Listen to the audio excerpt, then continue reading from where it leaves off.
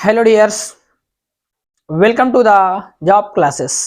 The job classes में आप सबका बहुत बहुत स्वागत व अभिनंदन है। आज की इस क्लास में हम बात करने वाले हैं एक बहुत ही बेहतरीन टॉपिक के बारे में, जिस टॉपिक का नाम है वृत्तों से संबंधित क्षेत्रफल।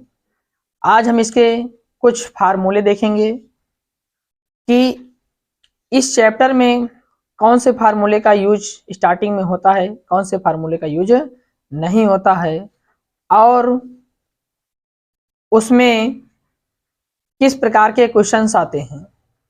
इन सभी को हम इस क्लास में सीखेंगे। ठीक है, सबसे पहले इसमें वृत्त के बारे में सीखेंगे कि वृत्त क्या होता है, वृत्त से संबंधित क्वेश्चंस करेंगे, और वृत्त से संबंधित क्षेत्रफल या फिर वृत्त की परिधि क्या होती है, वृत्त की त्रिज्या क्या होती है, वृत्त का व्यास क्या होता है, सब सीखेंगे इसमें। ठीक है, तो इस क्लास में शुरू से लेकर अंत तक आप बने रहिए। तो आइए शुरू करते हैं। क्या सबसे पहले शुरू करते हैं सर्कल। क्या शुरू करते हैं? सर्कल यानी कि वृत्त। क्या? सर्कल। ठीक है, अर्थात इसको बोलते हैं वृत्त। ठीक है, सर्कल क्या होते हैं आप जानते हो कि किसी बिंदु पर रख करके कोई हम गोला खींच दें। ठीक है, किसी बिंदु पर कोई पॉइंट है, उसको केंद्र मान करके, एक पॉइंट है, इसको केंद्र मानकर हम एक क्या कर दें, लाइन ड्रा कर दें चारों तरफ, ये क्या बन जाता है? सर्कल बन जाता है। क्या बन जाता है? ये बन जाता है आपका सर्कल।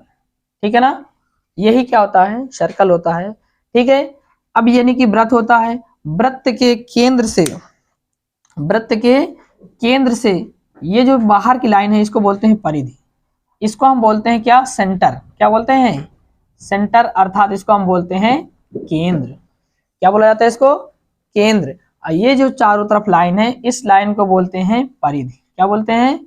परिधि बोलते हैं, अर्थात पेरीमीटर बोलते हैं। ठीक है ना, इसको क्या बोलते हैं? परिधि बोलते हैं।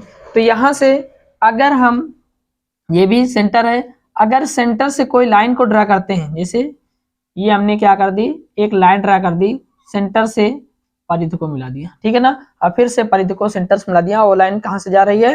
वो सेंटर से होकर के जा रही है। ठीक है ना, यानी कि जब कोई लाइन केंद्र से होकर जाएगी और दोनों परिधि यानी कि परिधि के आर पार टच करेगी, तो उसे हम क्या बोलेंगे? डायमीटर बोलेंगे, अर्थात उसे बोलेंगे व्यास। क्या बोलेंगे उसे? उसे बोलेंगे व्यास, अर्थात डायमीटर बोलेंगे। ठीक है ना, व्यास अर्थात क्या बोलेंगे? डायामीटर बोलेंगे। ठीक है, वृत्त के केंद्र से होकर चाहे जितनी भी लाइन खींच दें, अगर वो परिधि को टच कर रही, परिधि से मिला रही है, तो उस रेखा को हम क्या बोलेंगे? व्यास बोलेंगे। ठीक है ना, अगर केवल केंद्र से परिधि को स्पर्श कर रही, केंद्र से परिधि को छू रही है, यानी कि केंद्र से परिधि को मिलाने वाली रेखा को क्या बोलते हैं? रेडियस बोलते हैं, अर्थात क्या बोलते हैं? त्रिज्या बोलते हैं। क्या बोलते हैं? त्रिज्या बोलते हैं। ठीक है ना, परिधि से यानी केंद्र से परिधि को मिलाने वाली रेखा, केंद्र से परिधि को मिलाने वाली रेखा को क्या बोला जाता है? त्रिज्या बोला जाता है। अगर वो केंद्र से होकर लाइन थ्रो हो रहा है, अर्थात लाइन जा रही है और परिधि को टच कर रही है, तो उसे क्या बोलेंगे? डायमीटर बोलेंगे, अर्थात व्यास बोलेंगे। ठीक है ना, अगर परिधि से ना होकर के कहीं से और, यानी कि केंद्र से ना होकर के कहीं से और लाइन चली जाएगी। ठीक है ना, अगर हम लाइन को यहाँ खींचे, या फिर यहाँ से खींच दें, या फिर यहाँ से खींचे, या फिर इधर खींचे, कहीं पर भी खींचे, तो उसे हम बोलेंगे वृत्त की जीवा। क्या बोलेंगे? जीवा।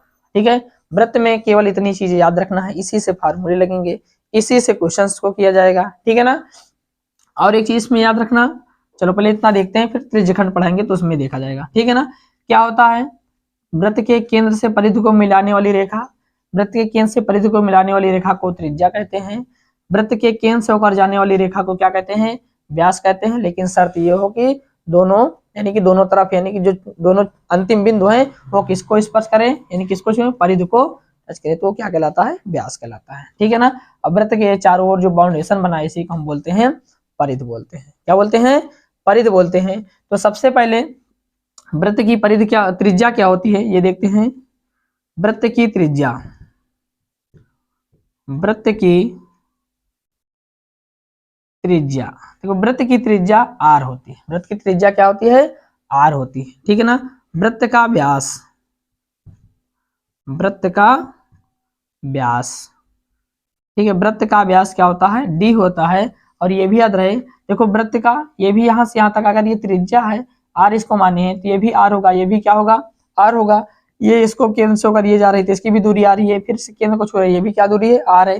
दोनों को जोड़ देंगे आर आर क्या हो जाएगा, हो जाएगा 2r। तो वृत्त का व्यास क्या होता है, 2r अर्थात d, ठीक है ना। यानी कि कहा जाए कि वृत्त की त्रिज्या क्या होती है, तो वृत्त की त्रिज्या अगर ये दो गुणे में धराएगा भाग हो जाएगा, तो जो वृत्त की त्रिज्या होती है वो क्या होती है, दुगनी होती है। क्या होती है, व्यास की आधी होती है। वृत्त की त्रिज्या क्या होती है, व्यास का आधा होता है, ठीक है ना। अब वृत्त की परिधि क्या होती है, वृत्त की परिधि, वृत्त की परिधि,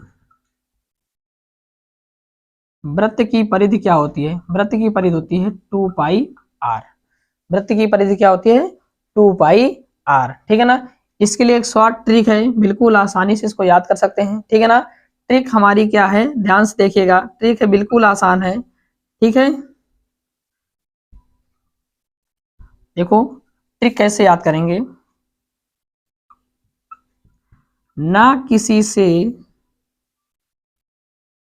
ना किसी से दोस्ती, ना किसी से दोस्ती, ना किसी से प्यार, ना किसी से दोस्ती, ना किसी से प्यार, ठीक है ना। और वृत्त की परिधि 2πr क्या होती है, ना किसी से दोस्ती, ना किसी से प्यार, वृत्त की परिधि 2πr, ठीक है ना। आसानी से इसको आप याद कर सकते हैं, जीवन भर नहीं भूल सकते, ठीक है ना। ना किसी से दोस्ती, ना किसी से प्यार, वृत्त की परिधि 2πr, क्लियर है। तो वृत्त की परिधि क्या होती है, 2πr होती है। अगला क्या होता है, वृत्त का क्षेत्रफल, क्या होता है, वृत्त का क्षेत्रफल, वृत्त का क्षेत्रफल, वृत्त का क्षेत्रफल क्या होता है, πr²। वृत्त का क्षेत्रफल क्या होता है, πr²। वृत्त का क्षेत्रफल क्या होता है, πr², ठीक है ना। तो हमने सीखा वृत्त का व्यास और वृत्त की त्रिज्या, वृत्त का व्यास, वृत्त की परिधि और वृत्त का क्षेत्रफल। और एक इसमें फार्मूला है, वृत्त के चतुर्थांश का क्षेत्रफल, वृत्त के चतुर्थांश का क्षेत्रफल, वृत्त के चतुर्थांश का क्षेत्रफल 1/4 πr² होता है। कैसे होता है, ये आपके पास सर्कल दिख रहा है, अगर इस सर्कल के हम 4 अलग अलग भाग करें, ठीक है ना, यानी कि इसको बीच से हमने ये केंद्र इससे मिला दिया एक रेखा और दूसरी रेखा हमने ये मिलाई, 2 रेखा मिलाई है। ये भी क्या है, ये भी वृत्त का, ये भी वृत्त का एक खंड है, ये भी वृत्त का खंड है, ये भी वृत्त का खंड है और ये भी क्या है, वृत्त का खंड है। तो वृत्त के 4 बराबर खंड है, इसी को बोलते हैं चतुर्थांश। क्या बोलते हैं, चतुर्थांश। तो वृत्त के चतुर्थांश का क्षेत्रफल क्या होता है, 1/4 πr²। जो वृत्त का क्षेत्रफल रहेगा उसी को 4 से भाग कर देंगे, वो वृत्त के चतुर्थांश का क्षेत्रफल आ जाएगा। बात क्लियर है, वो वृत्त के चतुर्थांश का क्षेत्रफल आ जाएगा। अब इसके बाद कुछ क्वेश्चन इसके देखते हैं। जैसे क्वेश्चन हमने आपको दे दिया, क्वेश्चन पहला क्वेश्चन है, एक वृत्त की त्रिज्या, नोट करते चलिए, एक वृत्त की त्रिज्या, एक वृत्त की त्रिज्या 14 सेंटीमीटर है, तो वृत्त का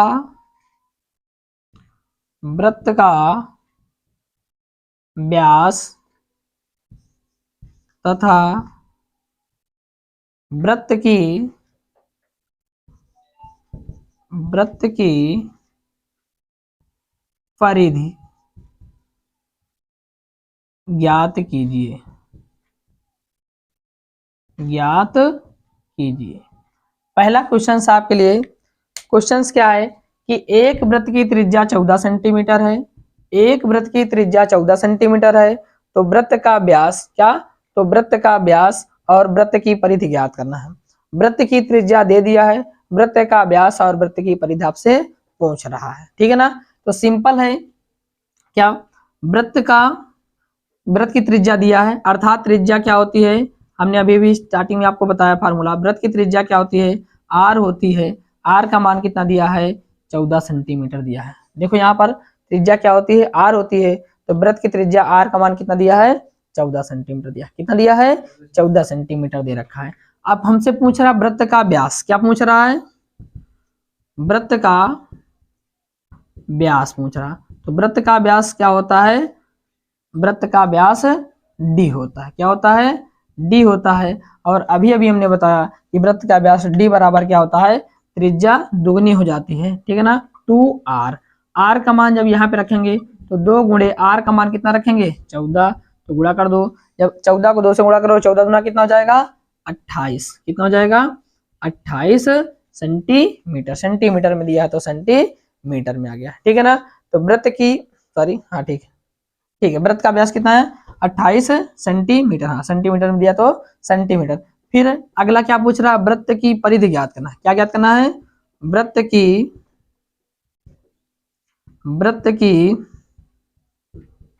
परिधि।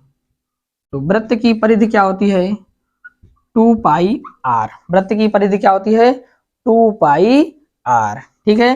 तो वृत्त की परिधि क्या होती है, 2 पाई आर। अभी हमने बताया ना किसी से दोस्ती ना किसी से प्यार, वृत्त की परिधि 2 पाई आर, ठीक है। तो 2 इंटू पाई का मान आपको याद रखना है, पाई का मान कितना होता है, 22/7। यहाँ पर जो वैल्यू रखेंगे 22/7 या फिर पॉइंट में रखेंगे तो 3.14, ठीक है, 3.14 दोनों पाई का मान होता है, ठीक है ना। तो पाई का मान यहाँ पर कितना रख दे रहे हैं, 22/7 और इंटू आर, आर का मान कितना दिया है, 14 सेंटीमीटर, तो यहाँ पर रख दिया क्या, 14, ठीक है ना। काट देते हैं, कटेगा 7 ही का नाम, 7 7 दूना कितना हो जाएगा, 14 हो जाएगा। अब इनको आपस में गुणा कर लो, 22 दूना कितना हो जाएगा, हो जाएगा 44 और इंटू कितना 2 हो जाएगा, 4 दूना 8 और 4 दूना 8, ठीक, इसमें दिया सेंटीमीटर में, तो सेंटीमीटर में। तो वृत्त की परिधि क्या हो गई, 88 सेंटीमीटर, वृत्त की परिधि क्या हो गई, 88 सेंटीमीटर, क्लियर है। वृत्त का व्यास क्या आया, 28 सेंटीमीटर, वृत्त की परिधि क्या आ गई, 88 सेंटीमीटर। जल्दी से इसका स्क्रीनशॉट लो, नेक्स्ट क्वेश्चन की बात करते हैं। इरेजर कहाँ का,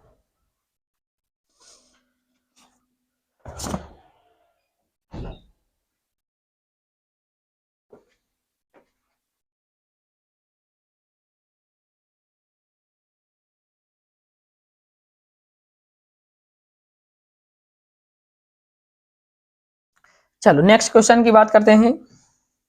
नेक्स्ट प्रश्न आप लोग लिखिएगा।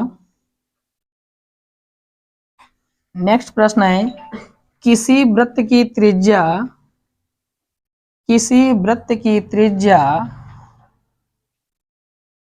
किसी वृत्त की त्रिज्या 21 सेंटीमीटर है, किसी वृत्त की त्रिज्या 21 सेंटीमीटर है, तो वृत्त का क्षेत्रफल, तो वृत्त का क्षेत्रफल तथा वृत्त की परिधि ज्ञात कीजिए।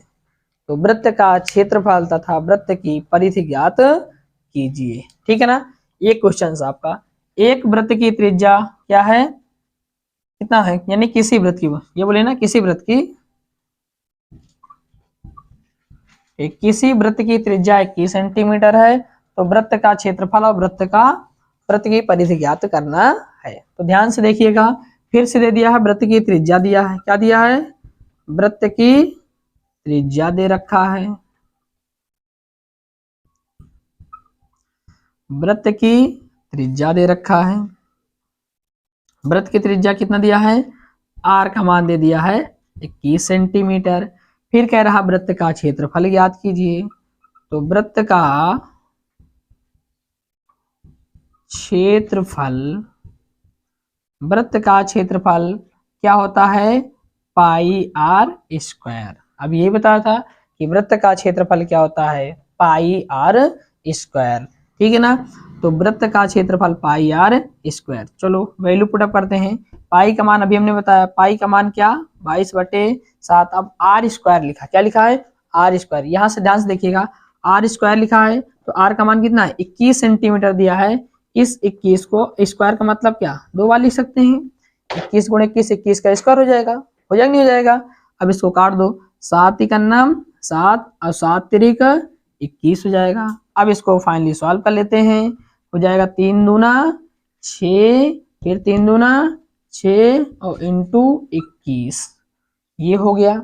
यहाँ तक बात बिल्कुल समझ में आया, ठीक है ना। अब इसको मल्टीप्लाई कर देते हैं, 6 एक 6, 6 एक 6 और 6 दूना 12 और हो जाएगा 6 दूना 12 और 1 13। ऐड कर लेते हैं 6 और 6 में 2 जोड़े कितना जाएगा 8 3 1, कितना आ गया।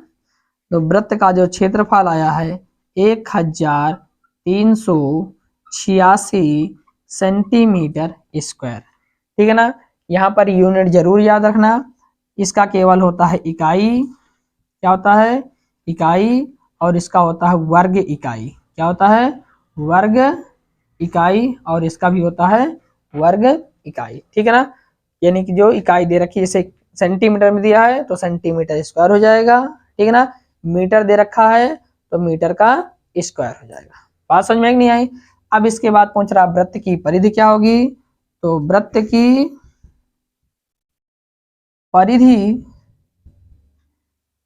की परिधि क्या होती है 2 पाई आर। वृत्त की परिधि आपसे पूछ रहा, वृत्त की परिधि क्या होती है 2 पाई आर। तो 2 इंटू पाई का मान 22/7 और इंटू आर का मान कितना दे रखा है भाई 21 सेंटीमीटर तो रख दिया 21, 7 एक 7, 7 त्रिक 21। अब इसको मल्टीप्लाई कर देते हैं, तो गुणा करो 2 दूना 4 और फिर से 2 दूना 4 और इंटू कितना 3, 3 चौक 12 की 2, हासिल कितना आएगा 1 और फिर से 3 चौक 12 और 1 13, ठीक है। ये हो गया आपका 132 सेंटीमीटर। यहाँ तक बात समझ में आई ना, ठीक है। त्रिज्या दे देगा, व्यास पूछ सकता है, क्षेत्रफल पूछ सकता है और परिधि पूछ सकता है। यहाँ तक बात बिल्कुल समझ में आई या नहीं, सब लोगों को समझ में आई, ठीक है। जल्दी से इसको नोट डाउन करो, फिर उसके बाद नेक्स्ट प्रश्न की बात करते हैं। प्रश्न का लेवल थोड़ा सा चेंज करते हैं, ये बिल्कुल क्या है आसान से प्रश्न थे, ठीक है ना। चलो अगले प्रश्न की बात करते हैं। अगला प्रश्न नोट करिएगा, बहुत आसान सा प्रश्न है। एक वृत्ताकार खेत एक वृत्ताकार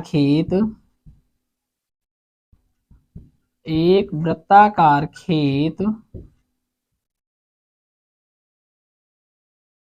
जिसकी त्रिज्या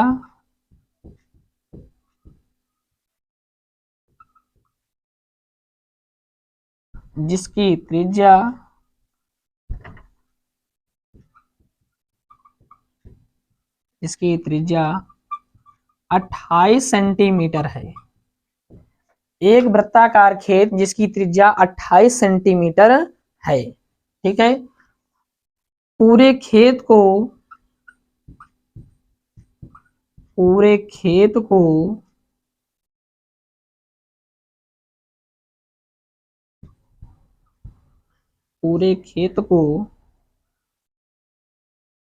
जोतना है। यदि 1 सेंटीमीटर स्क्वायर का खर्च 10 रुपए है तो यदि 1 सेंटीमीटर स्क्वायर का खर्च 10 रुपए है तो पूरा खेत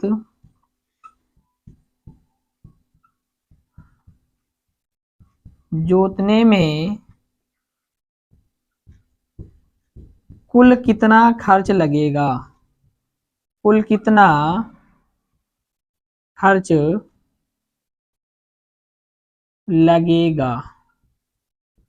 ये आपको बताना है। एक वृत्ताकार खेत जिसकी त्रिज्या 28 सेंटीमीटर है, इसको मीटर कर लो क्योंकि इतना छोटा खेत होता है नहीं, है ना। तो यहाँ पर 1 सेंटीमीटर स्क्वायर कर लो, ठीक है।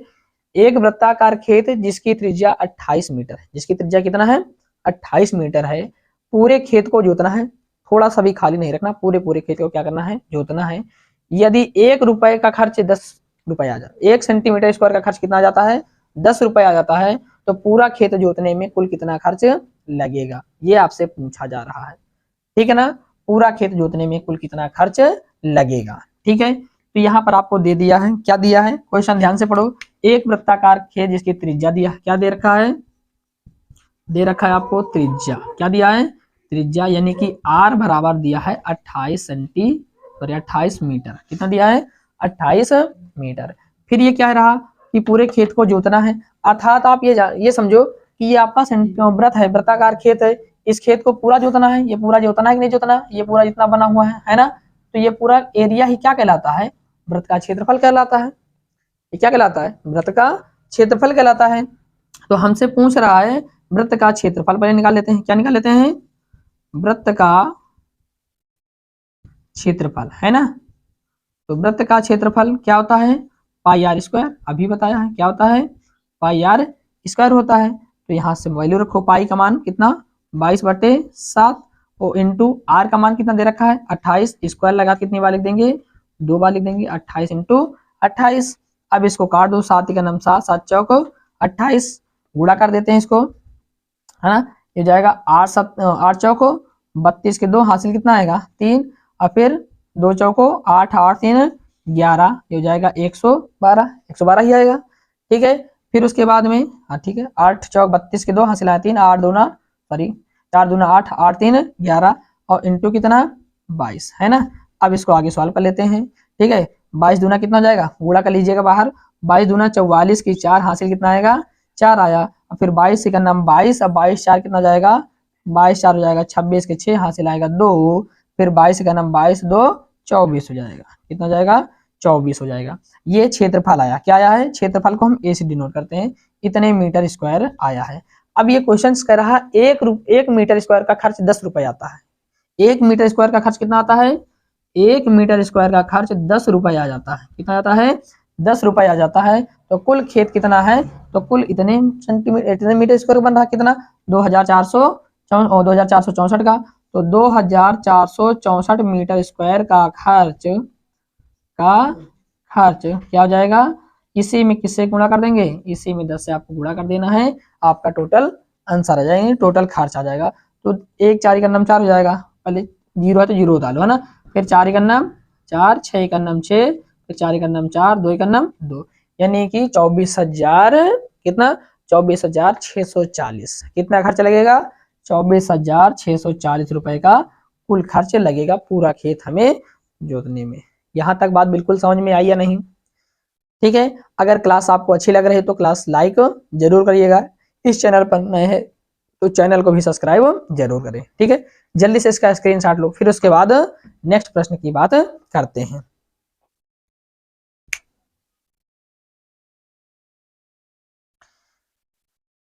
चलो हो गया, अब नेक्स्ट प्रश्न लिखिएगा, एक वृत्ताकार खेत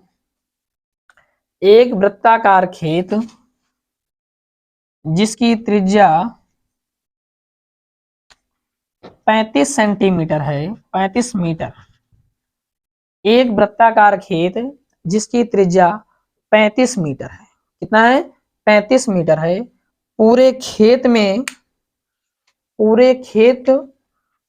खेत के बाहर तार बांधना है, पूरे खेत के बाहर तार बांधना है, खेत के बाहर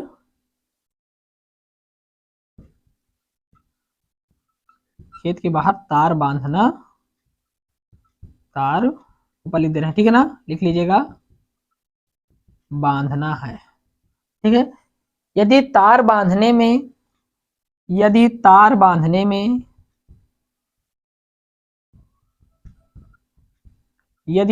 बांधने में 1 मीटर का खर्च 20 रुपए आता है, 1 मीटर का खर्च 20 रुपए आता है, तो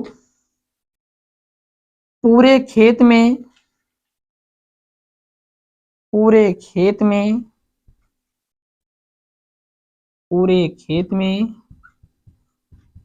तार बांधने के लिए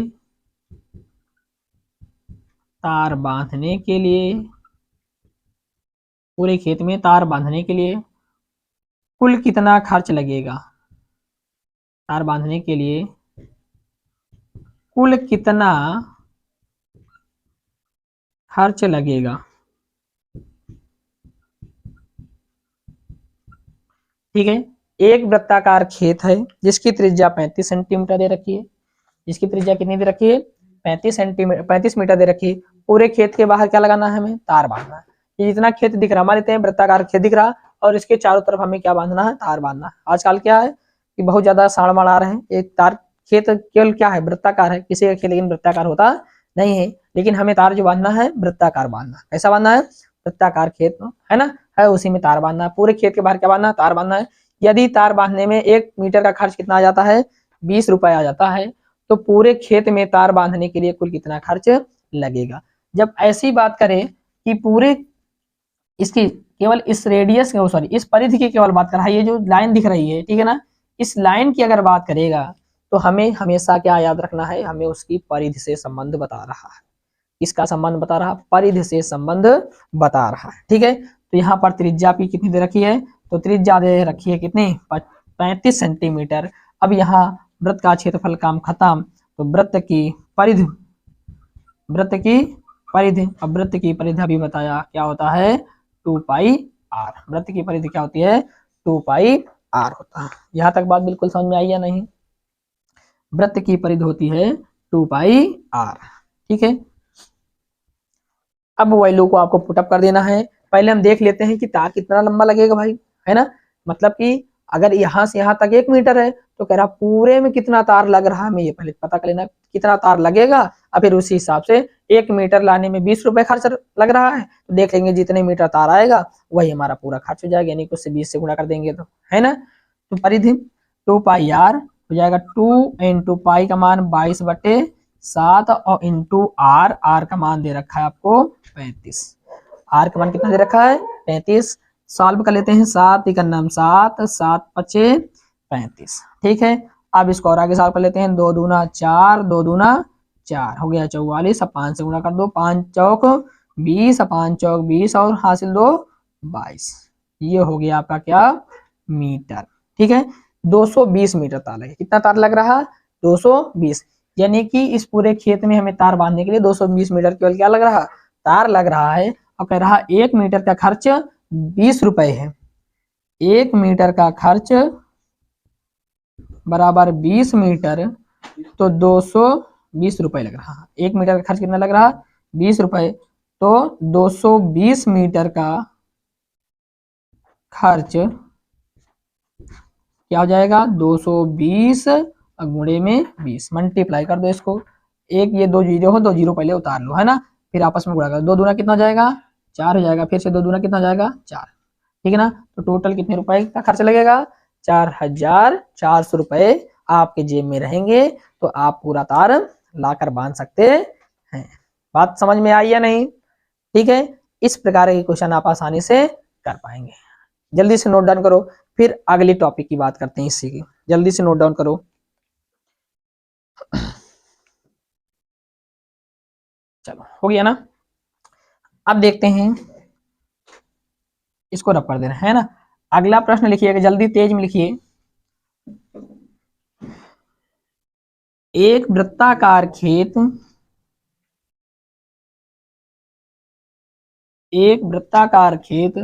जिसका क्षेत्रफल 154 सेंटीमीटर स्क्वायर है। एक वृत्ताकार खेत जिसका क्षेत्रफल 154 मीटर स्क्वायर है।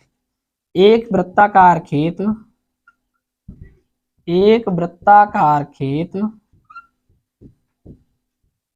जिसका क्षेत्रफल एक वृत्ताकार खेत जिसका क्षेत्रफल